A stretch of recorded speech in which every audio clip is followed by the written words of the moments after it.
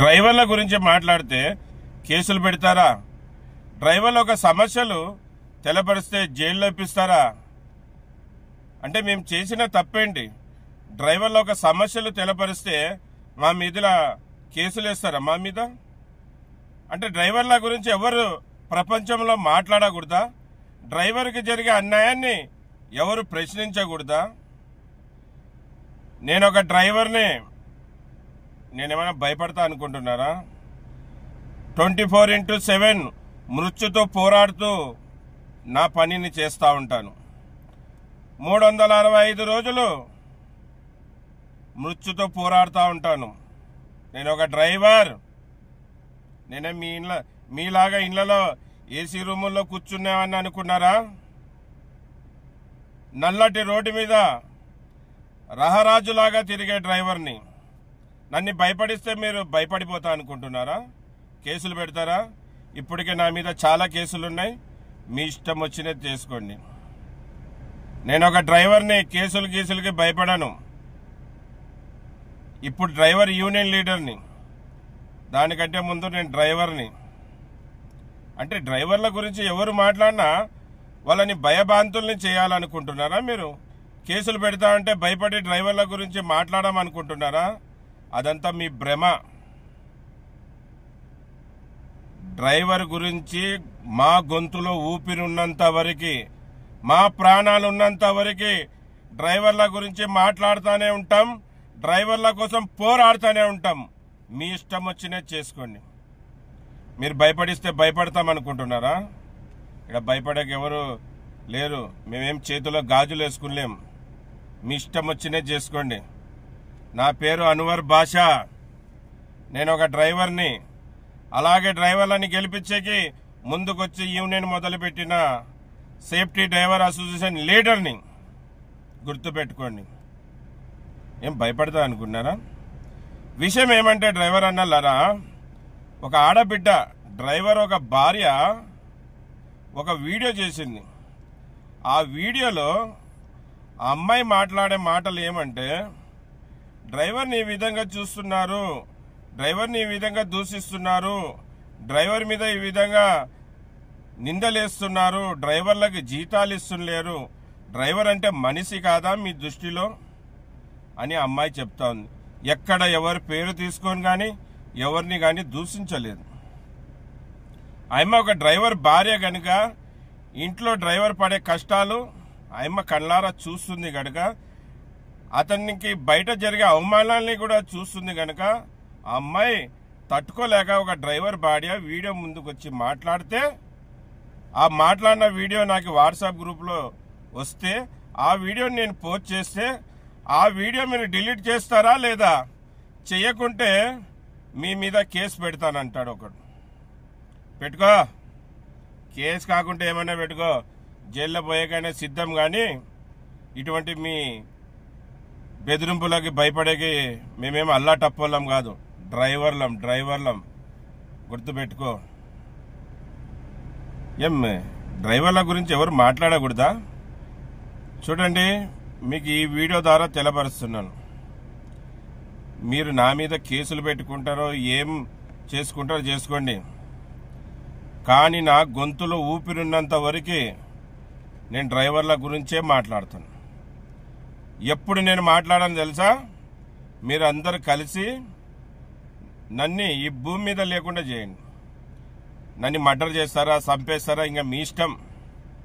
మీలో దొమ్ము, మొగతనం, రోషం ఉన్నోళ్ళు ఎవరైనా ఉంటే రాండి.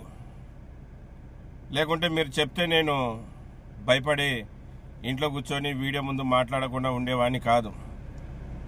రాండి, చూసుకుందాం.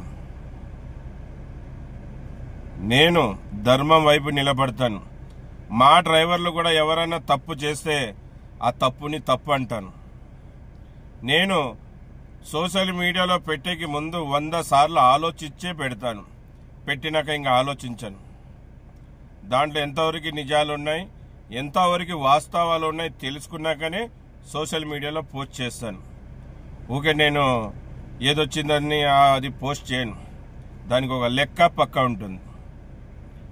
అలాగే ఇంకో డ్రైవర్ కూడా నా గురించి చెప్పినాడంట.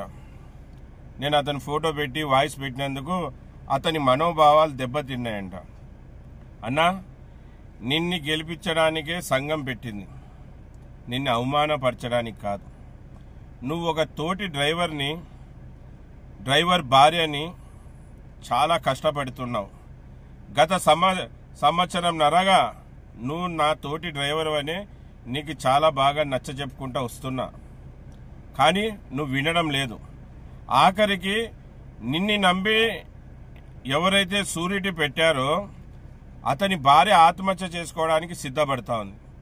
ఆత్మహత్య చేసుకుంటానంటుంది, అతన్ని ఇబ్బంది పెడతా ఉంది. అలాగే నిన్ను నమ్మి ఇంకో driver, taxi own come driver నీకు సాక్షి సంతకం పెట్టాడు. నువ్వు కట్టలేని కారణంగా అతని 2 బండ్లు సీజ్ చేస్తామని ఫైనాన్సర్లు అతనికి భయపడిస్తున్నాడు. మళ్ళీ వేరే మార్గం ఏముందన్నా? నువ్వు ఎక్కడున్నావో తెలీదు, నీ గురించి చెప్పలేదు. ఎందుకంటే నేను ఒక డ్రైవర్ గురించి ఎప్పుడు చెప్పాను.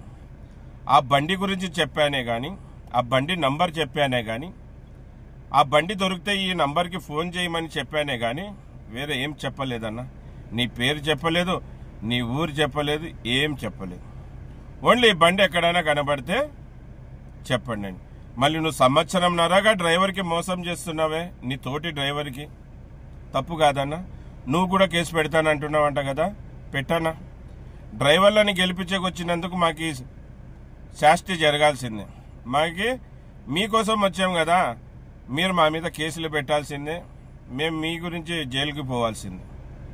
అన్న, మంచి చేస్తే స్వాగతించండి. నువ్వు తప్పు చేసావు, తప్పుని తప్పు అని ఒప్పుకో. నువ్వు డబ్బులు కట్టడం లేదు, 2 నెలలో 3 నెలలో అయితే మేమే ఫైనాన్స్ వాళ్ళతో మాట్లాడి ఆపగలం, వాళ్ళ ఇంటికి పోకుండా చేయగలం. కానీ నెలలు నువ్వు కంతులు కట్టకుంటే మళ్ళీ ఫైనాన్స్ వాళ్ళకి మేము ఎలాగ చెప్పగలం? వాళ్ళు మొగలు లేనప్పుడు ఇంటికాడికి వచ్చి ఎలాగ మాట్లాడతారు ఫైనాన్స్ వాళ్ళు? నీకు తెలుసు కదా, నీ ఇంటికాడికి కూడా వస్తూ ఉండొచ్చు. మళ్ళీ అతన్ని బాధ పెడితే నీకేం లేదా? ఏమన్నా అంటే మీరు భయపడిస్తారంట కేసులు పెడతా అని. ఎవరికి భయపడిస్తున్నావన్నా? నువ్వు డ్రైవర్వే, తోటి డ్రైవర్లని కేసు పెట్టి లోపలేపిస్తావా? ఏపీ మంచి చేసేకపోతే మంచి చేసేవాళ్ళని లోపలేపిస్తావా? ఎంతవరకు సబబనా? ఇది తప్పు. అటువంటి తప్పు పనులు చేయొద్దండి. మనమంతా డ్రైవర్లమంతా ఐక్యతగా ఉండాలి, యూనిట్గా ఉండాలి. మళ్ళీ ఈ వీడియో ద్వారా తెలపరిచేది ఒకటే, ఈ డ్రైవర్ అన్వర్ భాష గొంతులో ఊపిరినంత వరకు డ్రైవర్ల కోసం పోరాడుతూ ఉంటాడు, డ్రైవర్ వైపు నిలబడతాడు. డ్రైవర్లు తప్పు చేసిన డ్రైవర్లని దండిస్తాడు, వాళ్ళని నచ్చ చెప్పి మాట్లాడి వాళ్ళ తప్పుని వాళ్ళతోనే సరిదిద్దేలాగా చేస్తాడు. అంతేగాని మీరు మా ఫోన్లో చేసి నేను కేసు పెడతా అది పెడతా అంటే భయపడేకి ఇక్కడ ఎవరు సిద్ధంగా లేరన్నా. నువ్వు ఇష్టం వచ్చినది చేసుకో, కేసు కాకుంటే ఏమైనా పెట్టుకో, జైల్లో వేపిస్తావు, జైల్లో కూడా పోయేకి సిద్ధంగా ఉన్నాను. ఇదేనా వీడియో ముందుకు వచ్చే కారణం ఇది. మన సోదరుడు ఇలా భయపడిస్తున్నాడు. అమ్మాయి మాట్లాడిన వీడియో కూడా పెడతాను, చూడండి. అమ్మాయి మాట్లాడిన మాటల్లో ఏం తప్పు నాకైతే అనిపించలేదు. మీకేమైనా తప్పు అని కనిపిస్తుందేమో చూడండి అన్న. అందరికీ నమస్తే, సలాం అలైకుం, జై భీమ్, జై హింద్, జై డ్రైవర్, జై జై డ్రైవర్.